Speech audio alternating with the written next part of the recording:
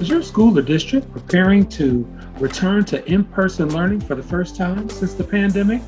If so, I wanted to share a couple of tips with you for some good information as you prepare to return to in-person learning. First of all, make sure that your COVID procedures are as established as possible before students arrive. Folks, COVID in-person learning is going to be different than anything else you experienced before we left for the pandemic. So it's going to be important that you really think about what your classroom procedures are, your in-person classroom procedures are, and be very forthright with those. So really think through what those will be, especially during this pandemic season. Secondly, spend more time than usual ensuring that students understand those new procedures.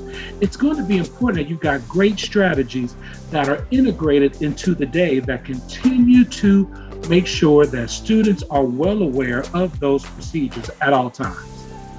Thirdly, building relationships in person safely is going to be critical and necessary.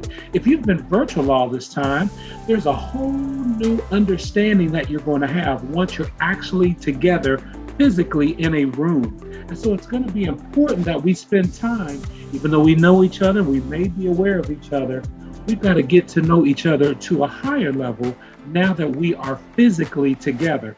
It is going to be a difference. So don't come in and assume that everything can be the same, because in essence, we're starting over learning each other.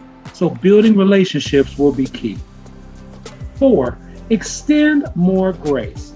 We're going to realize that having been virtual, there are some behavior things that we've not had to deal with. And so at the same time, with the pandemic, with coming back to in-person, we've had so many different transitions. And so more grace is going to be necessary. More grace for yourself and more grace for students. So it's going to be important that we extend more grace. Tip 5, manage your self-care and make sure students also have their self-care as well. Let's just be mindful of that as schools may return to in-person, or if you already have returned to in-person, it's still important that your self-care is there and it is prevalent for you, and it is also for students. So just be more mindful of student states if things are changing and things like that, so that you can be aware and be a support to students and they can be a support to you.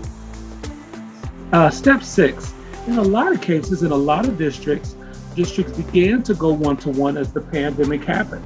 And so take advantage of new learnings with technology to fill in the gaps that may come with in-person learning during COVID.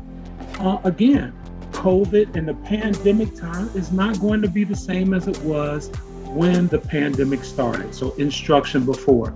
But we have, in a lot of places, been forced to learn a whole lot of new things.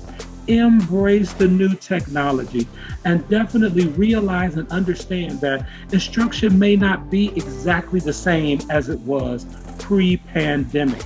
And so lean into your new learning of technology. If you're a district that was one-to-one or is one-to-one now, lean into that technology and help that lift your instruction to new levels. So if you'd like to learn more, you want to get more information, this is a full presentation. There are strategies and ideas to help you in each one of these ways. So if you're a school principal and you want to be able to share this information with your staff, or if you're a teacher and you want to learn more about this information, please reach out to me. The email is there, or reach out to me through social media at a couple of PrinC1. That is on all the major social media accounts, and I'd love to hear from you and be able to share this full message with you. Thanks so much.